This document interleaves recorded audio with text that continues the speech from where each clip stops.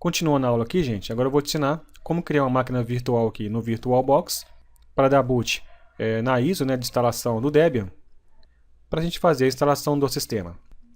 Como você pode ver, minha máquina principal aqui está com Windows, apesar de ser um curso de Linux, porque o meu objetivo, gente, é esse mesmo, é criar um ambiente misto.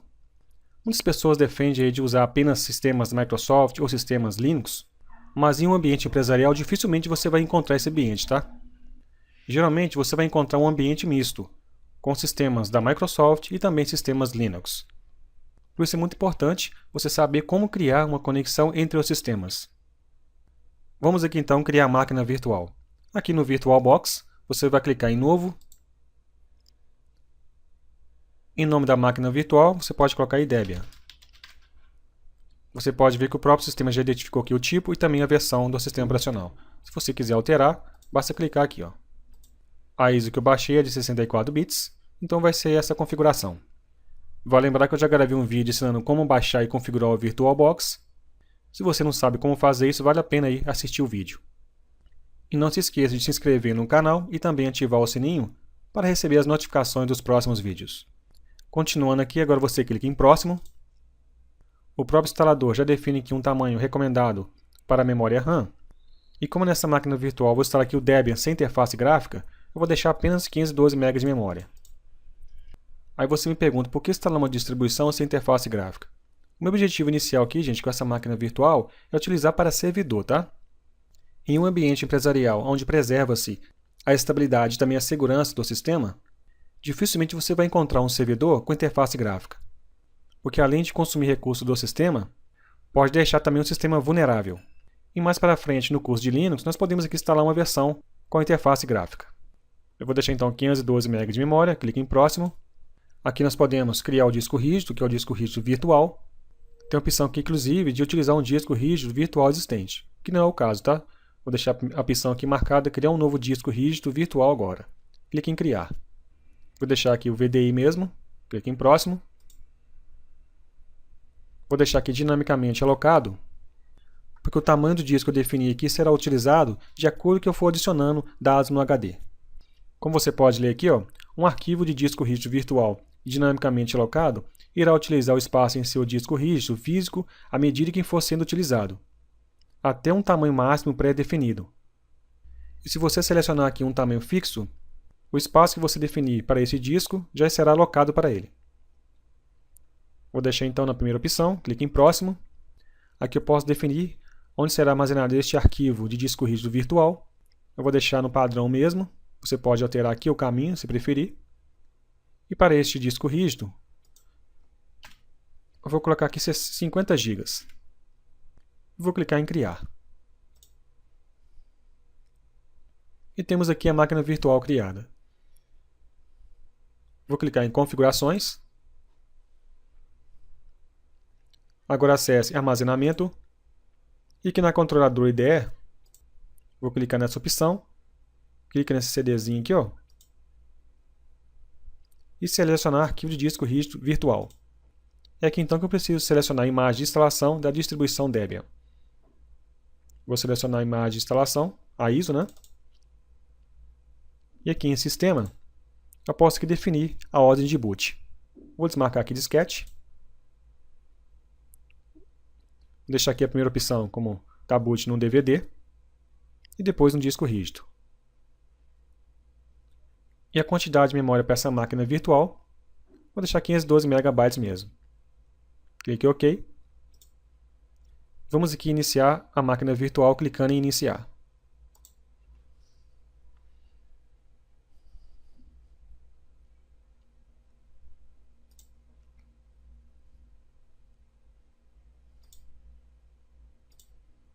Você pode ver que já deu boot aqui no CD de instalação.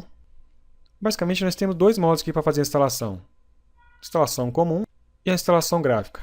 Isso que não está me dizendo que será instalado o ambiente gráfico, tá? Isso que é apenas o modo como você vai fazer o processo de instalação do sistema. No modo gráfico, é mais fácil de instalar, tá? Inclusive, você pode instalar utilizando aqui um mouse. O outro modo de instalação não tem opção aqui de instalar com o mouse. Eu vou utilizar aqui a primeira opção para fazer a instalação. Pressione Enter então, no modo de instalação modo gráfico. você pode ver que nesse momento eu consigo aqui usar o mouse. Já na outra opção não consigo usar. Na primeira aqui, opção de configuração, eu preciso selecionar aqui o idioma, que no caso vai ser português do Brasil. Clique em continue. Selecione sua localidade, que é Brasil mesmo. Clique em continuar. O teclado vai ser o português brasileiro. Se você tiver outro tipo de teclado, você pode pesquisar aqui.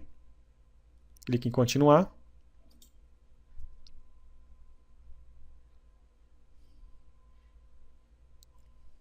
Só para informar aqui, gente, eu vou cortar aqui algumas partes do vídeo, até porque tem alguns processos que pode demorar, tá? Chegou o momento aqui para a gente fazer algumas configurações de rede. E aqui eu preciso definir o nome da máquina. Eu vou deixar aqui Debian mesmo, mas se você preferir, você pode alterar o nome. Clique em continuar. Se você tiver algum domínio aí na sua rede, você já pode definir aqui. Não é meu caso aqui, tá? Então eu não vou definir nenhum domínio. Vou clicar em continuar. E neste momento aqui eu preciso definir a senha do root, que é a conta administrativa do sistema. Por isso é muito importante você definir uma boa senha. Como você pode ver aqui, uma boa senha conterá uma mistura de letras, números e pontuações e deverá ser modificada em intervalos regulares. Vou definir aqui então uma senha.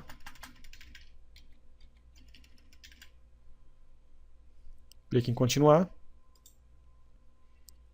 Agora eu vou definir aqui o nome completo para o novo usuário. Este vai ser um usuário padrão do sistema, tá? Como você pode ler aqui, uma conta de usuário será criada para você usar no lugar da conta de root para tarefas não administrativas. Como exemplo aqui, vou colocar Marco Andrade. Clique em continuar. E aqui eu preciso definir o nome de login. Vou deixar Marco mesmo.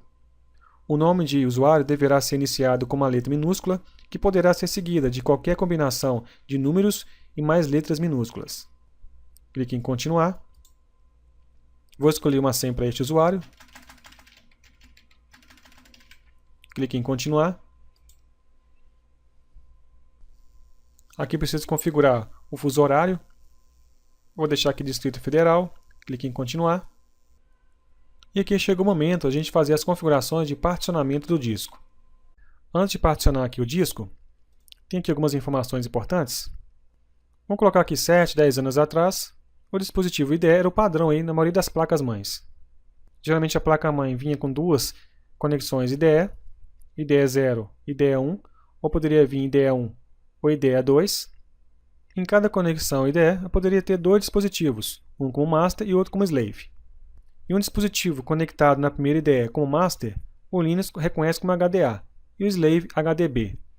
E outro dispositivo conectado na segunda IDE como master, o Linux reconhece como HDC, e o slave HDD. Partições primárias. Um HD, gente, pode ter apenas 4 partições primárias. Ou seja, se eu for criar aqui apenas partição primária, eu posso ter apenas 4 partições no meu HD. Neste exemplo aqui, um HD então conectado na primeira porta IDE como master, ele será então HDA, e a primeira partição será HDA1, a segunda HDA2, a terceira HDA3 e a quarta partição HDA4. Se você quisesse ter mais partições neste disco, teria que criar aqui partição estendida e lógica. Neste exemplo aqui, as 3 primeiras partições serão primárias e a outra partição, que será HDA4, vai ser uma partição estendida. Essa partição não tem sistema de arquivos, tá? Eu não consigo gravar arquivos nessa partição. Essa partição serve apenas para armazenar as partições lógicas. E eu posso ter apenas uma partição estendida no meu HD. Mas em compensação, eu posso ter várias partições lógicas. Este é um recurso para você poder ter mais partições no disco. Vale lembrar também que a primeira partição lógica ela vai ser sempre HDA5, tá? E atualmente nós temos aqui o dispositivo SATA, que é a placa-mãe vem com várias conexões aí SATA. Por exemplo, o HD conectado na SATA 1, ele será SDA. Veja que a sigla aqui agora é SDA. Um outro HD conectado no SATA 2, na porta SATA 2, será o SDB. E no SATA 3 eu coloquei como se fosse um DVD. O sistema geralmente reconhece o DVD, o leitor de DVD, por exemplo, como SR.